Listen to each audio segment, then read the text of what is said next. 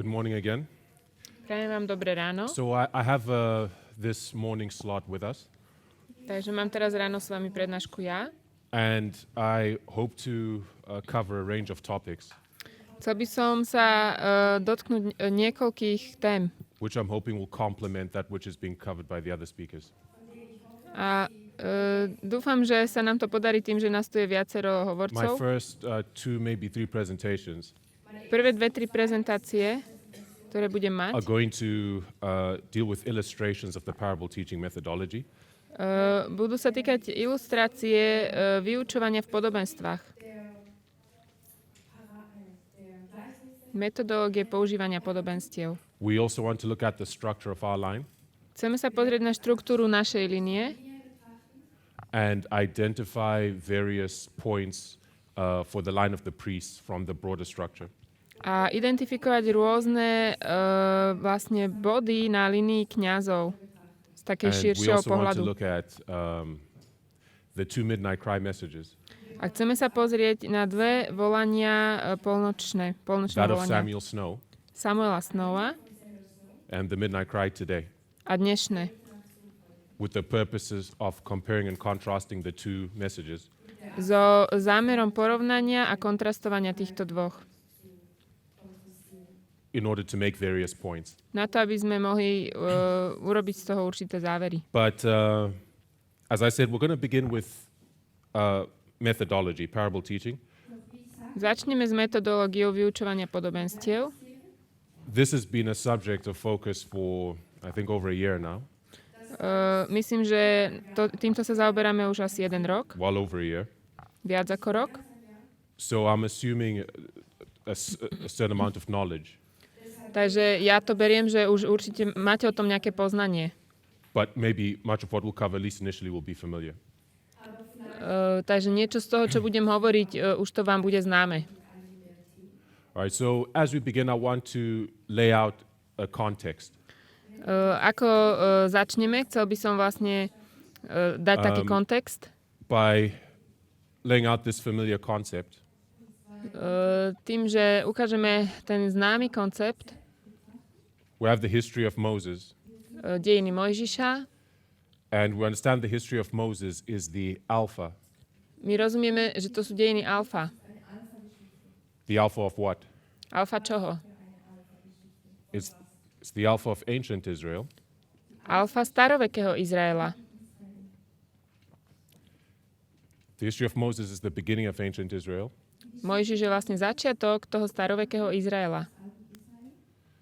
and then we have the history of Christ, Potom máme dejiny Krista, which, if the history of Moses is the alpha, ak dejiny Mojžiša sú alfa, the history of Christ becomes the omega, or the end of ancient Israel.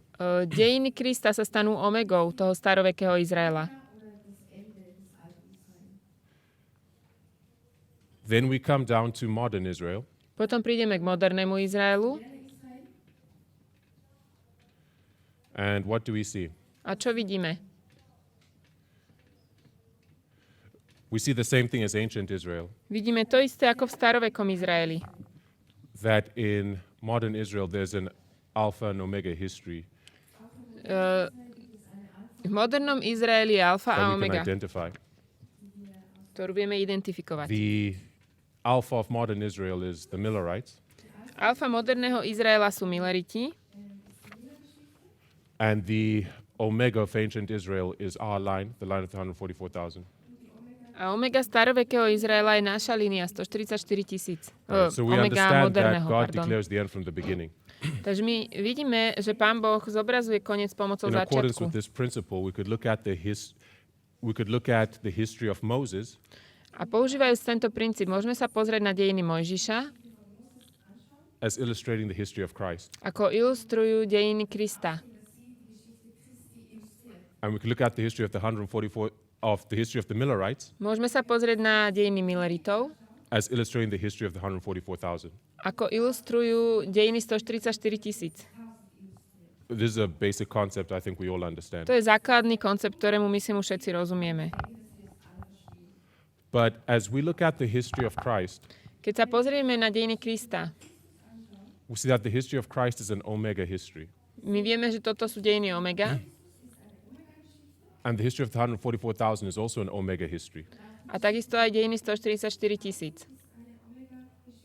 So even though the alpha can be used to illustrate the omega, Napriek tomu, že tú alfu môžeme použiť, aby nám ilustrovala tú omegu,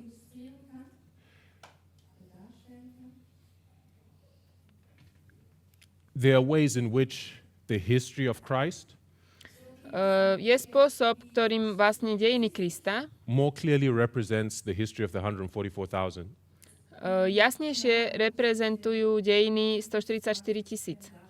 by virtue of their both being omega histories. Tým, že vlastne obidve sú dejinami omega. Now, when we look at the history of Christ, Keď sa pozrieme na dejiny Krista, there are many points we can identify je tam mnoho vecí, ktoré vieme identifikovať, to draw parallels with our history. aby sme urobili paralelu s našimi dejinami. But when we look at the history of Christ, Keď sa pozrieme na dejiny Krista, we see that that generation was tested by a prophetic message, vidíme, že táto generácia bola as we skúšaná see in all the reform lines. prorockým posolstvom, ako to vidíme vo všetkých reformných líniách.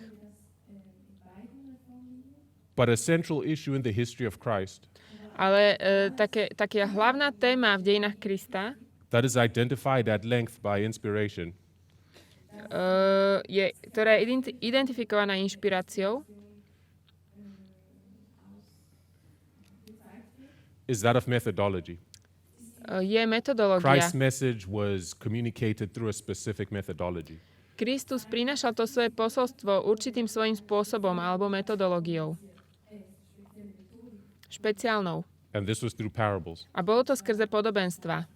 And as we observe this history, Keď skúmame tieto dejiny, we see that those who fail to come to grips with the methodology vidíme, že tí, ktorí neuchopili tento fail spôsob to štúdia, understand the testing message for their generation, tak neboli schopní pochopiť skúšobné posolstvo pre ich generáciu. they were left in darkness regarding the change of dispensation that was taking place in their line. A boli ponechaní v temnote ohľadne toho, vlastne ako sa v ich dejinách zmenila epocha. And they died at the hands of Rome in AD 70. A zomreli v rukách Rímanov v roku 70. So when we look at the other Omega history, which is our line, Keď sa pozrieme na ďalšie dejiny Omega v našej linii, it's therefore no coincidence that we see methodology being a central issue. vidíme, že to nie je žiadna náhoda, že vlastne znova v našich dejinách je And hlavnou just as témou in the history of Christ, parables are the methodology. metodológia. A tou metodológiou v čase Krista boli podobenstva. And all that this methodology meant in the time of Christ is all that it means in our time.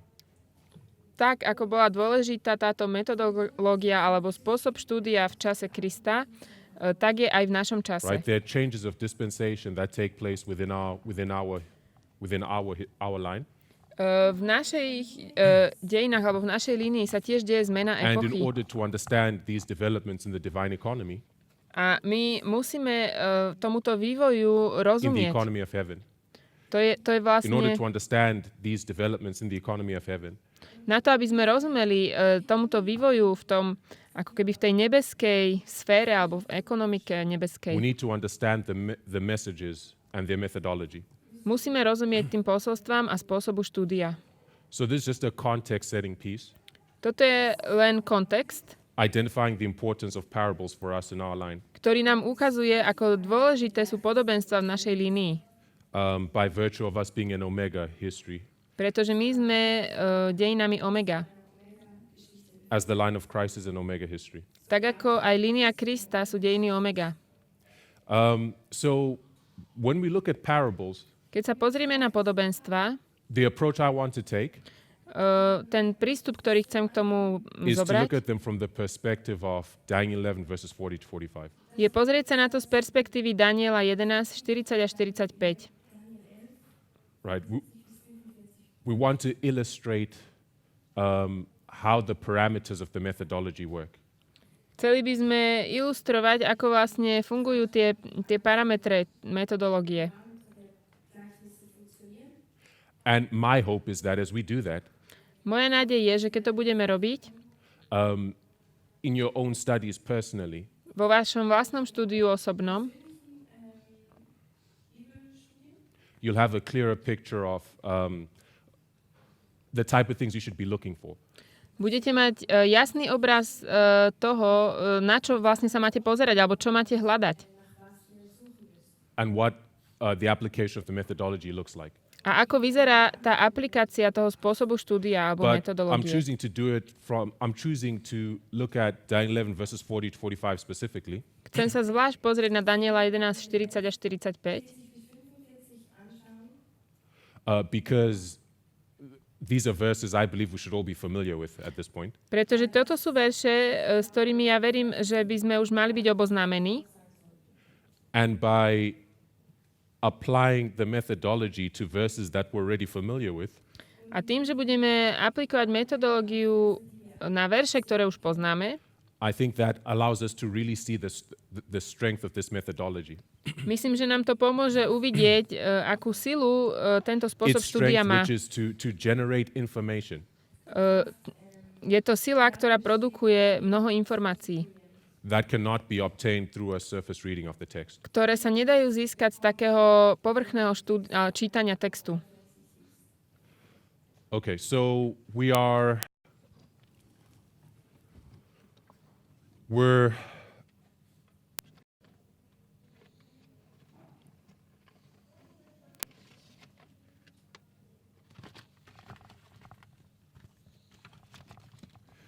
going to look at verse 40 as a parable.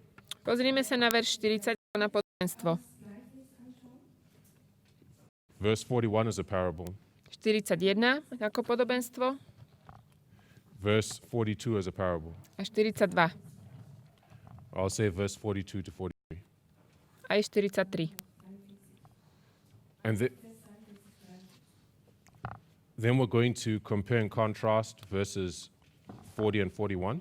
Potom ich budeme porovnávať a dávať do protikladu tie verše 40 a 41.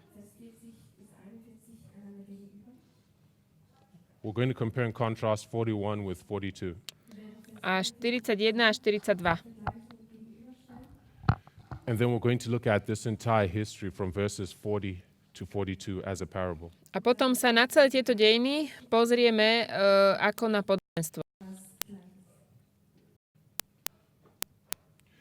Also going to look at Daniel chapter 12, Pozrieme sa na Daniela 12, verses 3 and 10, 3 až 10.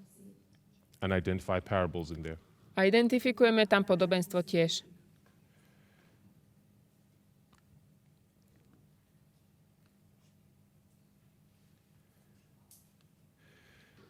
I'm going to begin with verse 41. Takže začnem s veršom We're 41. not necessarily going to go in order 40, 41, and 42. Nepôjde to úplne presne v poradí za sebou. We're not going to go in chronological order. Nie chronologicky. But I'm just going to lay them out in the order that makes the most sense to me.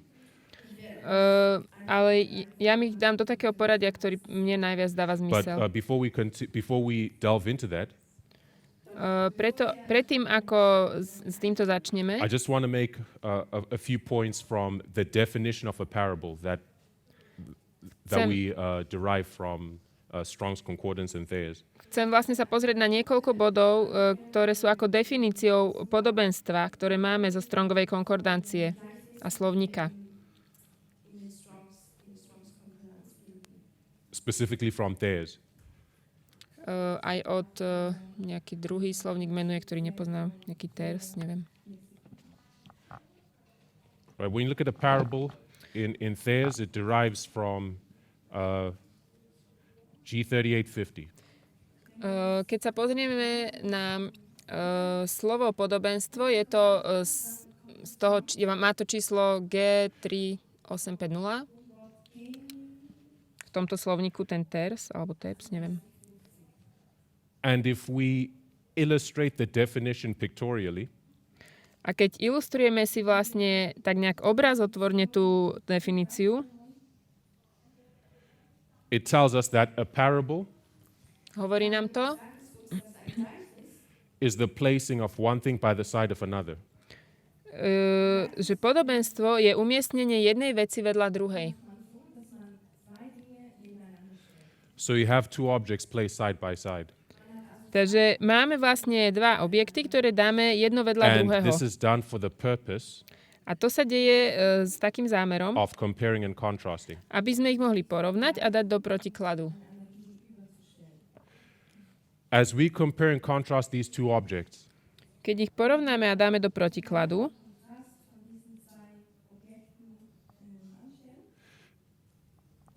this process of comparing and contrasting, tento proces toho porovnávania a dávania do protikladu, comparing being to identify the similarities, my tým, že to porovnáme, vlastne identifikujeme podobnosti between the two objects, medzi tými dvoma. contrasting being to identify the differences between the two objects, A tým, že ich dáme do protikladu, tak vlastne porovnáme tie protiklady, alebo nie protiklady, ale rozdielnosti. the conduction of this process generates information. A keď toto robíme, tak nám to dá mnoho informácií. Or if I use a different expression, it generates light. Dá nám to mnoho svetla.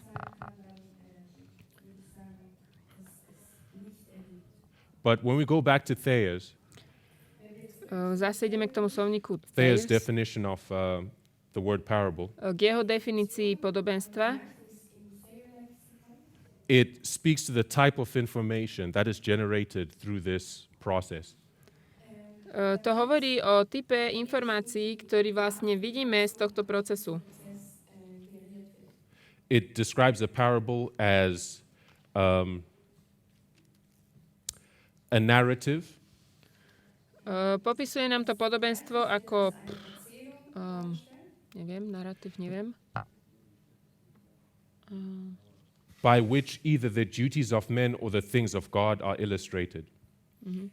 Čiže ukazuje nám, kde vidno vlastne povinnosti človeka alebo povinnosti Boha. A narrative by which either the duties of Neviem, či men or the things narrative. of God are illustrated. Kde sú zjavené povinnosti Boha alebo And it človeka. says particularly Zvlášť the nature and history of God's kingdom. prírodzenosť a So when we compare and dejiny contrast these two objects, Božieho kráľovstva. Takže keď tieto dve veci porovnávame, it generates information. dá nám to informáciu alebo svetlo. But the information generated deals specifically Ale to svetlo, ktoré dostaneme, with the nature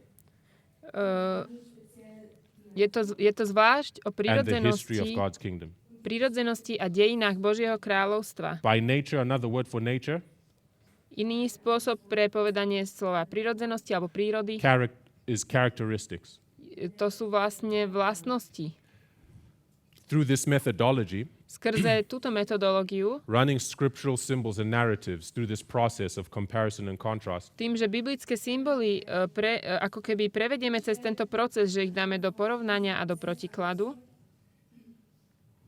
we obtain information on the characteristics of God's kingdom in our history, dostaneme vlastne informácie o vlastnostiach Božieho kráľovstva v našich dejinách. as well as information on the history of our line, if I may state A that way. tiež o dejinách našej línie. And this is what we're going to see A to je to, čo uvidíme, as we seek to apply these, as we make application of this concept. keď budeme vlastne tento koncept aplikovať. Okay, so I hope that's clear. Dúfam, že to je jasné. Let's delve into verse 41. Tak poďme sa pozrieť do Daniela So begin with Daniel 11, 41. verse 41. Budeme v Danielovi 11, 41. And how does it read? Čo sa tam píše? Right? It says, he shall enter also into the glorious land, Potom and príde, many countries shall be overthrown, but these shall escape out of his hand, even Edom and Moab and the chief of the children of Ammon.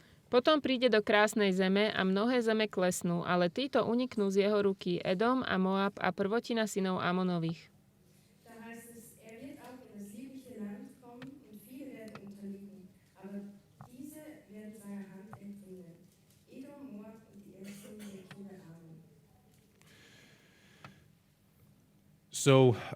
We read in verse 41, V 41. verši čítame, there are two subjects that are being, with contrasting experiences, that are being brought to view.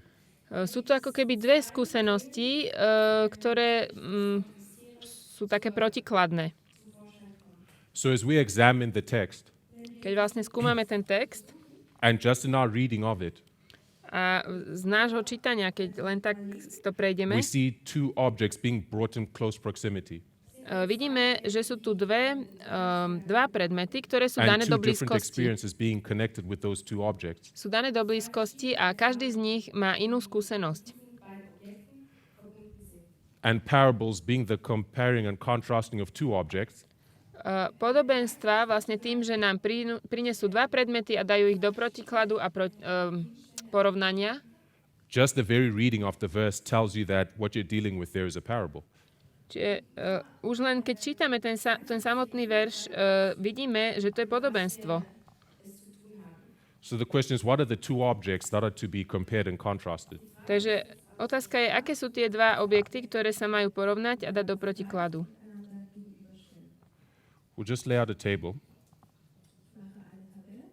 Urobíme taký náčrt. There is the many, Sú mnohí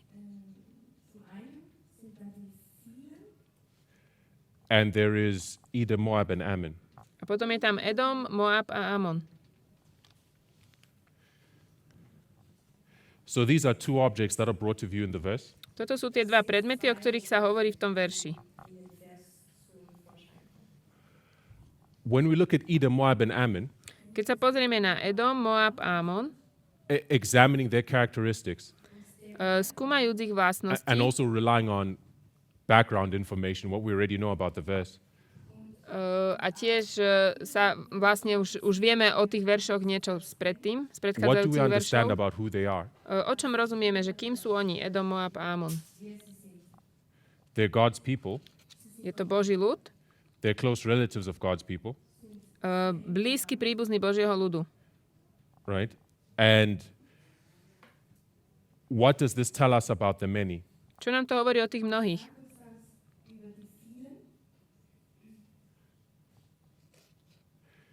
By comparison, Keď to porovnáme, even if it's not explicitly stated in the verse, aj keď sa to tam tak presne v tom verši nepovie, if Edom, Moab, and Ammon represent a group of God's people with an experience, ak Edom, Moab a Amon reprezentujú Boží ľud v tej svojej skúsenosti, we can deduce that the many also represent a group of God's people with their own experience. tí mnohí tiež reprezentujú Boží ľud v tej svojej skúsenosti. There are other clues that flesh out this picture. Sú There are other ešte, clues that put flesh on this picture. sú ešte aj iné kľúče, ktoré nám dávajú také svetlo na tento obrázok. Let's look at their two experiences. Poďme sa pozrieť na ich dve skúsenosti. What is spoken of in connection with Edom, Moab, and Ammon? Čo sa hovorí o Edomovi, Moabovi a Amonovi?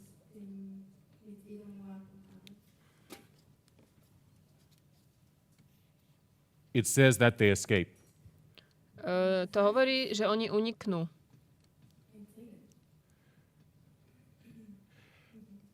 And by contrast, what is the experience of the many? A tým kontrastom, aká je skúsenosť tých mnohých? It says that they're overthrown. Tam sa píše, že budú zvrhnutí alebo padnú. So we have two contrasting experiences. Čiže máme dve protichodné skúsenosti. So what we want to do, Čo chceme urobiť? we want to understand what it means to escape and what it looks like to be overthrown. Chceme sa pozrieť, čo to znamená uniknúť a čo to znamená padnúť alebo byť zvrhnutý. And when we understand what it means to escape, Keď pochopíme, čo znamená uniknúť, I want to suggest that we don't have to go anywhere else in God's word.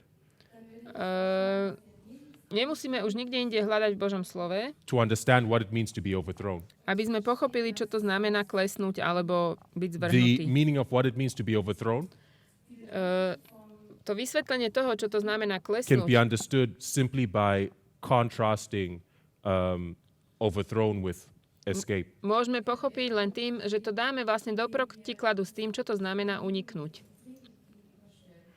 Which is also one of the strengths of this methodology, Toto je tiež jedna zo síl is that tejto a lot of metodológie. information can be gleaned Mnoho informácií vlastne vieme získať. by remaining in the verse that you are seeking to understand. Len tým, že vlastne zostaneme v tom jednom verši, ktorý sa Remaining snažíme in that verse porozumieť. and running that verse through the parameters of the methodology. A keď tento verš vlastne s ním ako keby prejdeme tým procesom You can learn a lot without having to, proof text here and there as we used to do.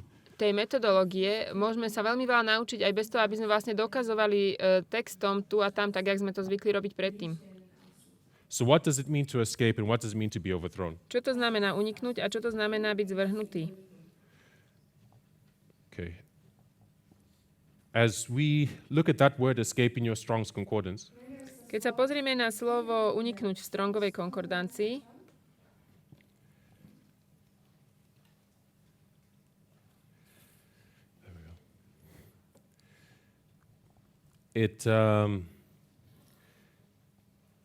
it comes from Strong's entry H4422. vlastne v tom Strongovi to má takýto kód, to slovo, uniknúť, a je to And what does that mean? It says- H4422. To release Znamená to prepustiť, or let go. alebo nechať ísť. So the imagery that is painted by the meaning of this word escape Čiže tento obraz, ktorý vidíme v tom slove uniknúť, is the idea of releasing something. je vlastne myšlenka prepustenia na slobodu, Right? alebo Because there are prenechania different ways ísť. you can escape. Je mnoho spôsobov, ako môžeme uniknúť niečomu. I can't think of an illustration right now. Momentálne mi neprichádza na rozum niečo, čím by som to pomenoval. But this conception of Zobrazil. escaping Ale tento vlastne, paints this picture of something that was once held tento spôsob úniku nám ukazuje obraz toho, že to už raz and is bolo, subsequently let go. že to bolo zadržané, že to niekto držal v That's what ruke it means to release. a bolo to prepustené. Pustené If na you're going to slobodu. release something Ak niečo máme uvoľniť alebo pustiť, or let it go, nechať to ísť, by the very nature of that expression means you once held it in your hands, tak už len z toho výrazu vieme, že to už raz bolo v našej ruke. right? So this is what it means to escape. Toto znamená uniknúť. I'll use an illustration that's been shared before. Použijem ilustráciu, ktorá bola predtým, už som o nej hovoril. This concept of a prison. A je to koncept väzenia. You have a prison house, yes? Keď máme nejaké väzenie, And when you're in prison, keď sme vo väzení, what state are you in? akom sme stave? You are in captivity. You are being held. Sme v zajatí.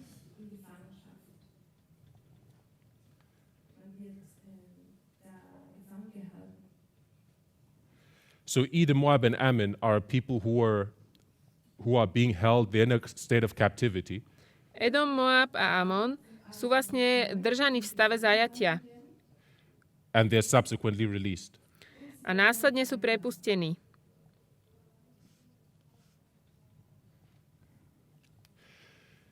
So by contrast, we see two experiences between the two groups. Kontrastom vidíme tieto dve skúsenosti medzi tými dvoma skupinami. And we want to understand now, what does it mean that this many are overthrown? Čo to znamená, že títo mnohí sú vlastne zvrhnutí? We're saying we can understand what that looks like Môžeme porozumieť, ako to vyzerá, by contrasting it with escape and the picture that we've painted here. tým, že to dáme do protikladu s tým slovom uniknúť. If escaping means formerly being in captivity, but subsequently being let go, Ak ten únik znamená, že predtým sme boli vo väzení, ale následne sme prepustení, then we know that to be overthrown means the opposite. tak vieme, že byť zvrhnutý znamená pravý opak. You have a people who were once free, they were not in prison. Máme ľudí, ktorí boli raz na slobode, neboli vo väzení.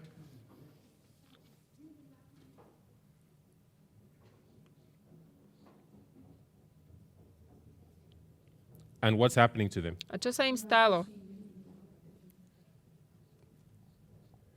They're going into captivity. Idú do zajatia.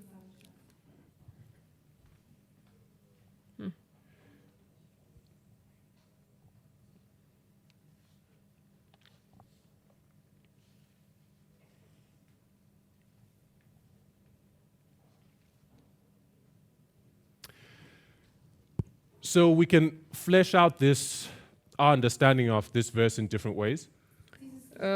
Rôznymi spôsobmi môžeme zasvietiť ako keby svetlom na tento verš.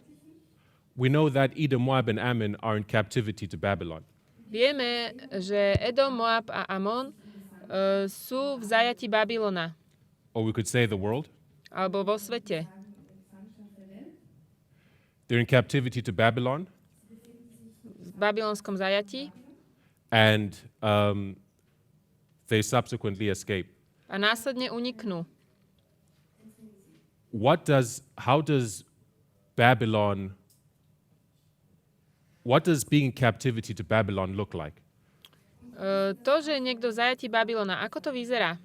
When we understand what that looks like, Keď porozumieme, ako to vyzerá, it will help us also to paint the picture of what it means that the many who were free then go into captivity also. Pomôže nám to pochopiť ten obraz toho, že tí, ktorí sú slobodní, pôjdu do zajatia. How does Babylon hold people in bondage? Ako Babylon drží ľudí v zajati? We could input information from different places to flesh this out. Na to, aby sme to videli jasne, môžeme z viacerých strán nájsť informáciu. We could look at the history of Revelation 18. Môžeme sa pozrieť na zjavenie 18. Daniel 11 verse 41 Daniel 11:41 corresponds with Revelation 18 verse 4. korešponduje so zjavením 18:4. But in order to understand what the captivity looks like, we can also look at the Omega history of Christ. Na to, aby sme rozumeli, ako vyzerá zajatie, môžeme sa pozrieť na omega dejiny Krista. Because what captivity to the world looked like in this history Ako vyzeralo zajatie pre svet v týchto dejinách, will help us to understand what captivity to Babylon looks like in this history. nám pomôže porozumieť tomu, ako vyzerá zajatie v týchto dejinách. From Revelation 18, we understand that people who are held captive to Babylon, they're held captive in error. Zo zjavenia 18 rozumieme, že tí ľudia, ktorí sú vlastne v Babylone, sú ľudia, ktorí sú vo falošnom učení, v omyle, v Error and blúdoch. false doctrines. Falošné učenie. V And omyloch. when we look at the time of Christ, Keď sa pozrieme na čas Krista,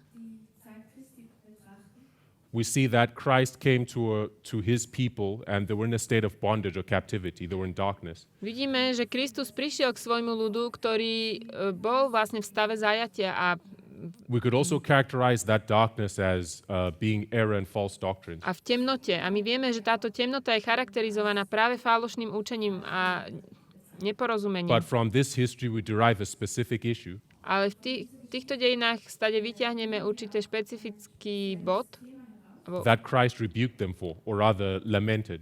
za ktorý ich Kristus pokarhal, alebo bol s tým nespokojný.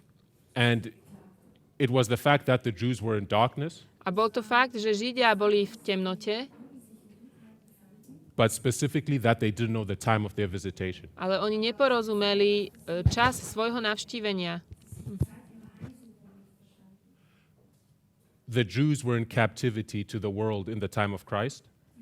Židia boli v zajatí sveta v čase Krista. That captivity we can also represent as darkness. To zajatie je reprezentované ako temnota.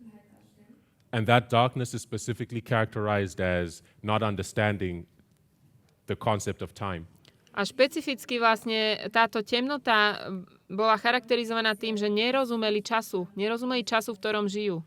So I'm saying in verse 41, we've painted a picture just by looking at the words and comparing and contrasting them. So 41. veršom sme už vedeli vykresliť vlastne ten obrázok toho len tým, že sme to porovnali a dali do protikladu.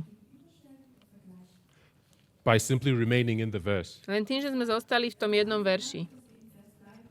We've gleaned information about the identity of the two groups as well as their corresponding experiences. Vyťahli sme stade informácie o identite týchto dvoch skupín aj o ich skúsenostiach. But we can draw on information from related lines.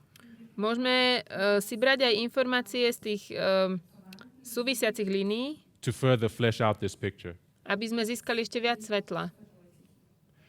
So, being in captivity here, they are in bondage to error and false doctrine. Tým, že sú v zajati, sú vlastne v zajati falošného učenia. And they're escaping. A utekajú preč. By contrast, when you're escaping error and false doctrine, what are you escaping to? A vlastne v tom kontraste, keď utekáme z falošného učenia, there has do čoho to be a utekáme? corresponding object or entity that corresponds with that darkness, I'll say. Musí tam byť niečo iné, čo vlastne korešponduje voči tej temnote. Right? So when you escape captivity, Takže keď the captivity of error, what corresponds with that? Keď utekáme zo zajatia toho omylu, what contrasts with that? Čo je v kontraste? Čo k tomu korešponduje? It must of necessity be the truth. Utekáme k pravde, do pravdy. Right? So v kontraste when we zajatia come back je pravda. to the many, takže keď sa vrátime k tým mnohým, who also represent a group of God's people, ktorí tiež reprezentujú skupinu Božieho ľudu, but who are free and are going into captivity, ktorí sú na slobode a idú do zajatia. Once in the truth, oni raz boli v pravde, and then they go into the captivity of darkness and error. A idú do zajatia omylu a temnoty.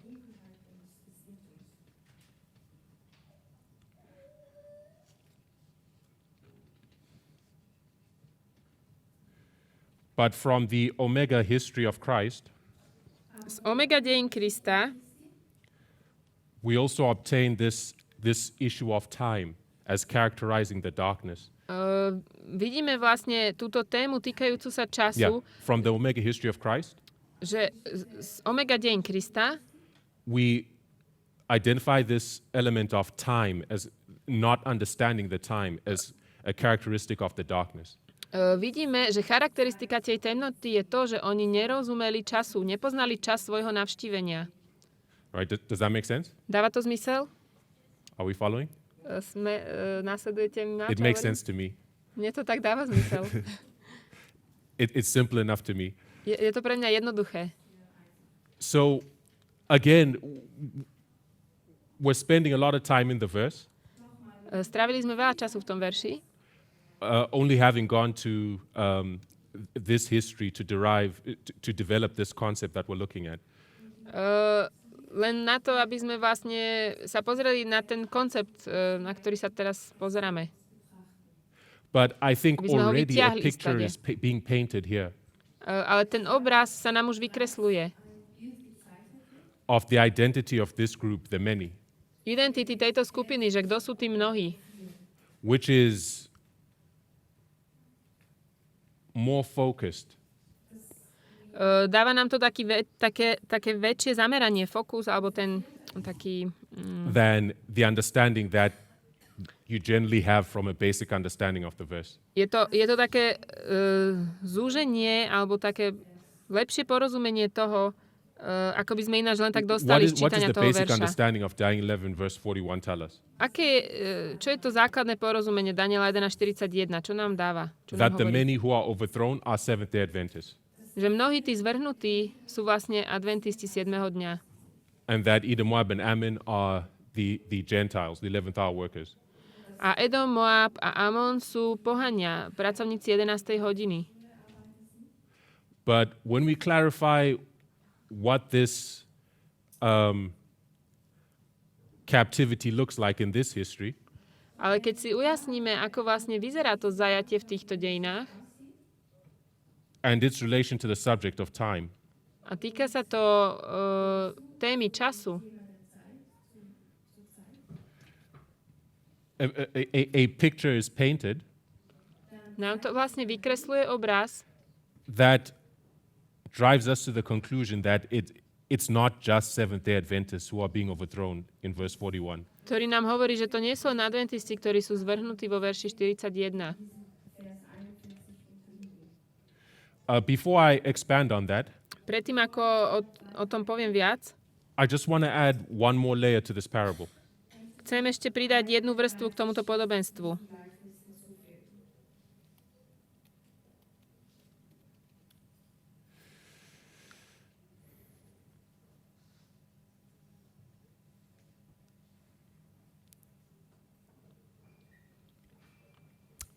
Okay. When we look at Daniel 11, verse 41, we've already identified it as corresponding with Revelation 18, verse 4. My sme už Daniela 11.41 identifikovali, že korešponduje so zjavením 18.4. Revelation 18, verse 4 is Zjavenie the call to come out of 18.4 Babylon. je volanie, aby vyšli z Babylona. And when we read the text of that verse, Keď čítame vlastne ten text, it says, "And I heard another voice from heaven saying, Come out of her, my people, that you be not partakers of her sins, and that you receive not of her plagues." píše sa tam, vidíte z neho, moji ľudia, aby ste neboli účastnými jeho hriechmi a aby ste nedostali z jeho zjavenie 18.4. So this message, Toto posolstvo, this call out of Babylon, toto povolanie von z Babylona, which draws Edom, Moab, and Ammon to escape from Babylon, aby vyšli z Babylona pre ten Edom, Moab a Amon. if I draw this square, this is Babylon. Keď to takto nakreslím, že toto je Babylon. So the message is speaking of Babylon, Posolstvo hovorí o Babylone but then it says, Come out of her, my people. a píše sa tam, vidíte z neho, môj ľudia, aby ste sa nezúčastnili jeho hriechov, aby ste nedostali jeho rán. So we see this imagery being painted Vidíme tu tento obraz vykreslený of God having a people in Babylon. toho, že Boh má svoj ľud v Babylone. There's, or if I use different language, Keď to poviem iným jazykom, Babylon we could equate with the world, Babylon to je vlastne svet and God's people, a Boží ľud this is his church. je jeho cirkev. So we see this imagery we see this imagery in Revelation 18, verse 4, Vidíme tu tento obraz zjavenie 18.4, which corresponds with Daniel 11, verse 41. ktorý korešponduje s Danielom 11.41. So as we seek to understand verse 41, Ako sa snažíme porozumieť tomu veršu, get a clearer picture of what it looks like, dostaneme jasnejší obraz o tom, ako to vyzerá. we can plug in Revelation 18:4 Vieme sem včleniť zjavenie 18.4, which paints this picture. God's people here, this is Edom, Moab, and Ammon. ktorý nám vykresluje tento obraz toho, že ten Boží ľud, to je vlastne Edom, Moab a Amon.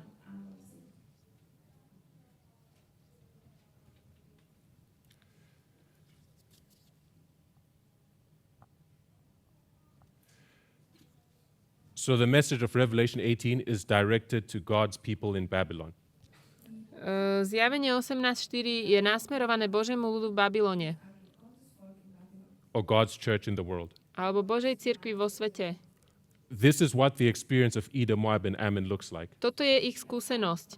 Edoma, Moaba, Amona. And this schematic that we've drawn here, this is what it looks like that they escape.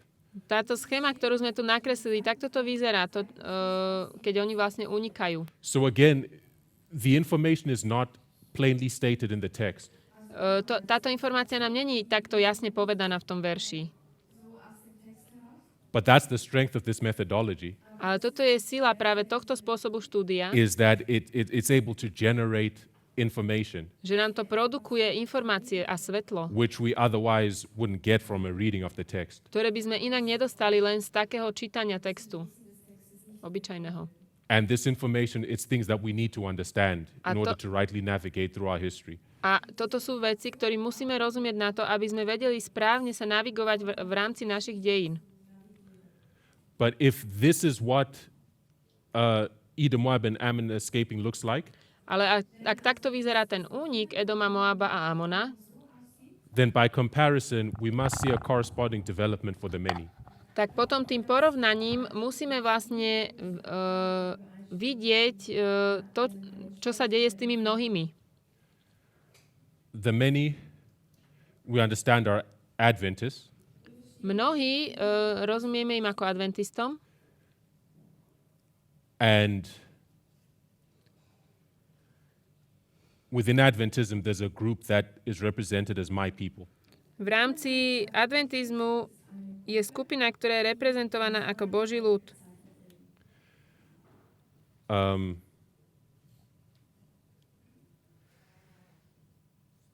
Okay, so I've derived this from Revelation 18, verse 4, Toto tu som vyťahol zo Zjavenia 18.4 and brought it to bear upon our understanding of Daniel 11, verse 41.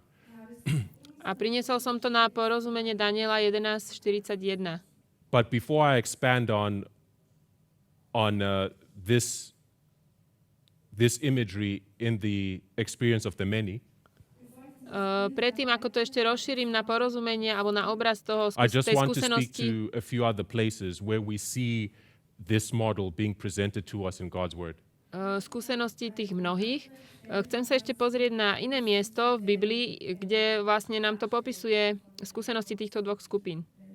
It's presented to us by Revelation 18, verse 4. Je nám to prezentované v Zjavení 18.4.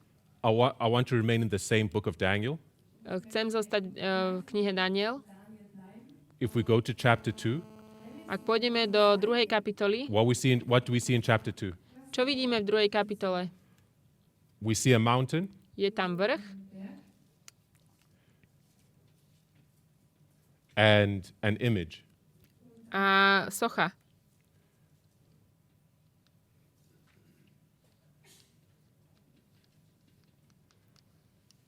So you have these two objects being brought into close proximity by the text of the chapter. Máme tu tieto dva predmety, ktoré sú nám privedené do blízkosti v rámci tejto kapitoly. Which means we're dealing with a parable and we're required to compare and contrast these two objects. Čo znamená, že toto tu je podobenstvo a máme tie dva predmety porovnať a dať do protikladu. When we look at the mountain, this is God's kingdom. Vrch je Božie kráľovstvo At a basic level. v takom základnom ponímaní And the image is Satan's kingdom. a ten obraz je Satanové kráľovstvo At a basic level. v základnom ponímaní.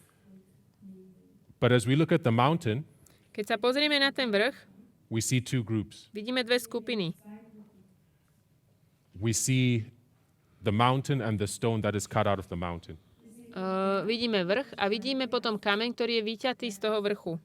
So within God's kingdom, there are two groups. V rámci Božieho kráľovstva sú dve skupiny. Within God's kingdom, there is, I'll call the mountain the church. I'll call the mountain the world. Ten vrch to je svet v rámci Božej cirkvi. And I Alebo will Božieho call the stone the church. v rámci Božieho kráľovstva. Vrch je svet a kameň je cirkev. There are two groups within God's kingdom. Sú tu dve skupiny v Božom kráľovstve. When we look at Satan's kingdom, Keď pozrieme na Satanovo kráľovstvo, by comparison, we should see the same thing. tým porovnaním by sme mali vidieť to isté. We should see two groups. Mali by sme vidieť dve skupiny. And when you read Daniel chapter 2, Keď čítame Daniela 2, it says that the image is destroyed by the stone, kde čítame, že tá socha je zničená tým kameňom and then the remnants of the image are blown away as the chaff. a vlastne to, čo zostane z tej sochy, to odveje vietor, ako plevy.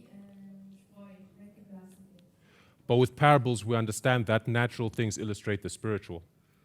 Ale s podobenstvami rozumieme, že to prirodzené nám ilustruje to duchovné. Right?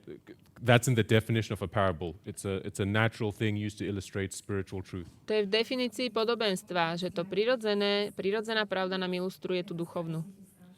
But if we just bring in this concept of the natural illustrating the spiritual, Keď prinesieme len tento koncept prirodzeného a duchovného, even if it's not stated in the text of Daniel chapter 2, aj keď sa to nepíše v tom texte Danielovi 2, the very fact that there's chaff that's being blown ten fakt toho, že je tam plevel, ktorý je odfúknutý, tells us that there must be wheat. nám hovorí, že tam musí byť aj Because pšenica. in order to obtain chaff, you have to thresh wheat. To čaf asi není plevel, ale to bude asi taká špina, keď sa vlastne pšenica Right? čistí. Chaff is produced by threshing wheat. To, čo ja som So by povedala, contrast, if ako there's chaff, there plevel, has to be wheat. tá špina vlastne, keď sa prečistuje pšenica, ktorá je odfúknutá preč, tá špina z toho preč. So we see in Satan's kingdom, there are also two groups. Takže aj v Satanovom kráľovstve vidíme dve skupiny. The wheat we could call the church, Je and the chaff tam, we could call the world.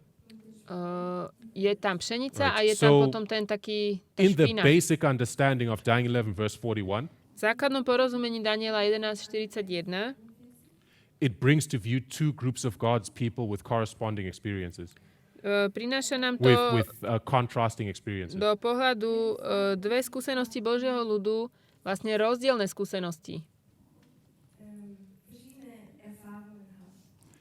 But we can add layers to this parable Vieme dať ďalšie vrstvy k tomuto podobenstvu. by bringing in concepts from corresponding lines of truth, Tým, že prinesieme koncepty s korešpondujúcimi líniami pravdy, such as Revelation 18, verse 4, ako Zjavenie 18.4, and Daniel chapter 2. Daniel 2. There are other places where you see this imagery this scenario being painted. A ešte iné miesta, kde vidíme tento scenár vykreslený. But for our purposes, Pre náš as we zámer come back to Edom, Moab, and Ammon, prichádzame späť k Edomovi, Moabovi a Amonovi. we see that the call to come out of Babylon is going to them, God's people in Babylon. Vidíme, že to volanie, aby vyšli z Babylona, to je tomu Božiemu ľudu, ktorý je v Babylone. So we know that by comparison, Vieme, že tým porovnaním in the experience of the many, v skúsenosti tých mnohých we also see the church and the world. vidíme cirkev a svet. And there's a group of people represented as God's people Je tu skupina ľudí, ktorí sú reprezentovaní ako Boží ľud, who've already gone through an experience similar to that of Edom, Moab, and Ammon. ktorí už prešli skúsenosťou podobnou Edomovi, Moabovi a Amonovi. And, okay, let me leave that out.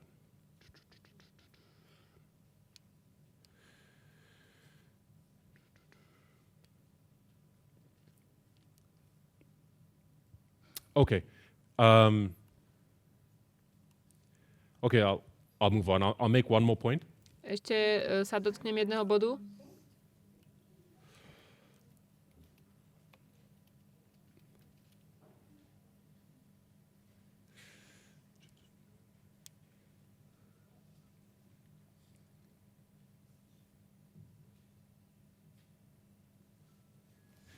So we have God's people within the church, Máme Boží ľud v rámci cirkvi and on this side we have God's people within the world. a tu máme Boží ľud v rámci sveta. Here, the message to come out of Babylon is directed to the church. To posolstvo, vidíte, z Babylona je adresované cirkvi. So here, God has a people who go through a similar experience as Edom, Moab, and Ammon. A tu má Boh má Boh ľudí, ktorí idú cez podobnú skúsenosť, ktorí sú vyvolaní. The world is in captivity. Svet je v zajatí.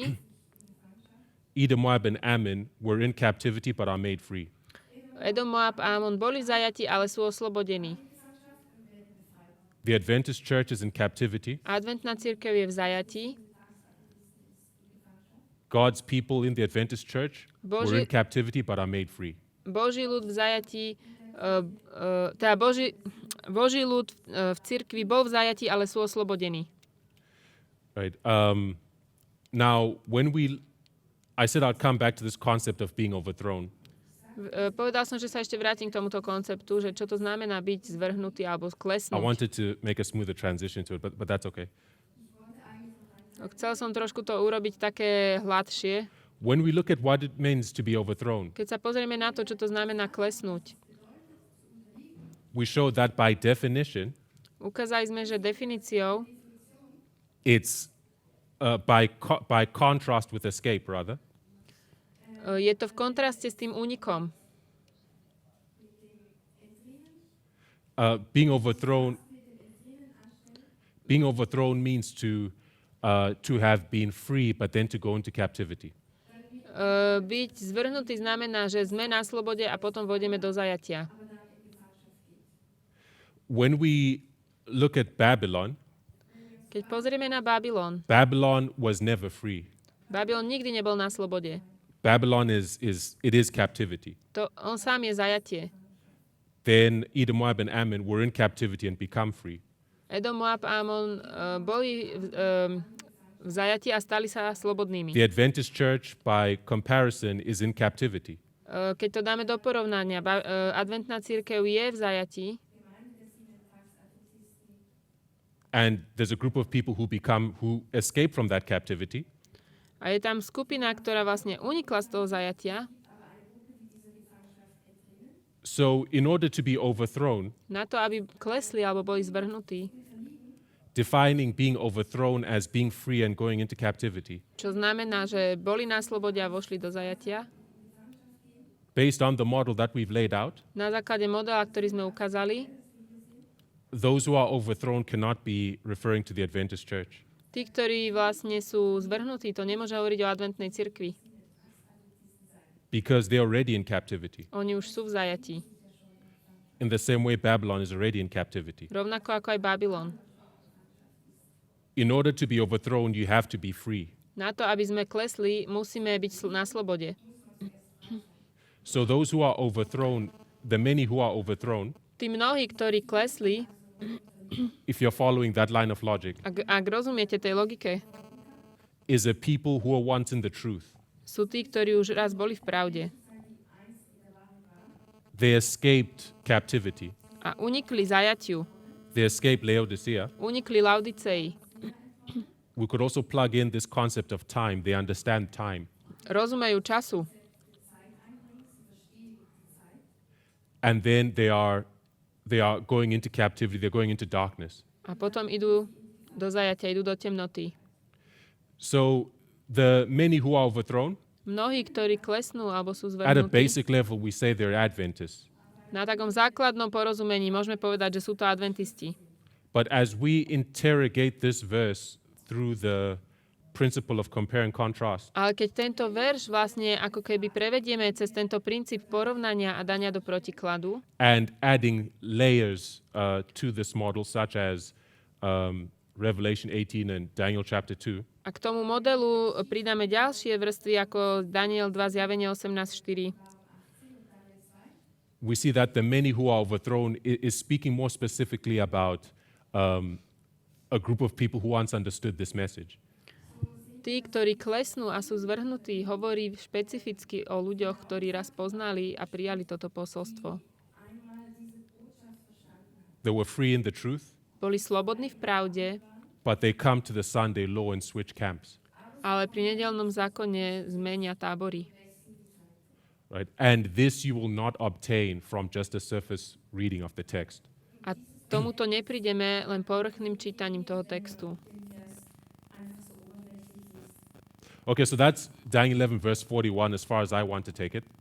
To je Daniel 11:41, čo som k tomu chcel povedať. I hope the illustration's been useful Ja dúfam, že to bolo užitočné, in táto terms of ilustrácia. how comparing and contrasting can work in a simple way.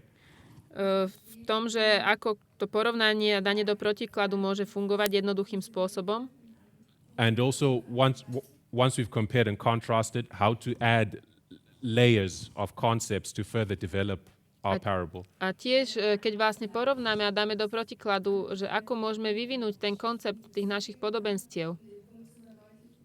And ultimately, to see how this methodology generates information that we won't glean from the text itself.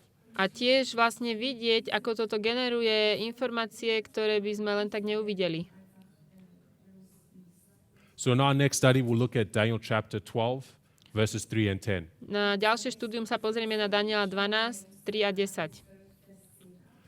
To show that we're not only to compare and contrast the symbols in the text of the verse, Nemáme len porovnať a dať do protikladu symboly v tomto verši, but to see that there are structures and patterns within the text of the verse. ale vidieť, že v tom verši sú určité štruktúry, vzorce.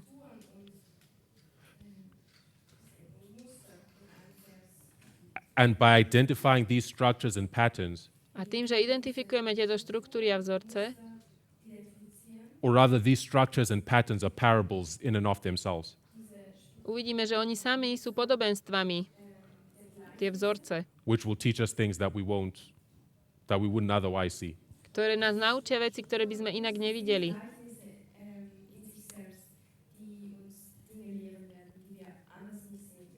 But we're out of time. Čas vypršal. I'll ask us to close the word of prayer. Pomodlíme sa na záver.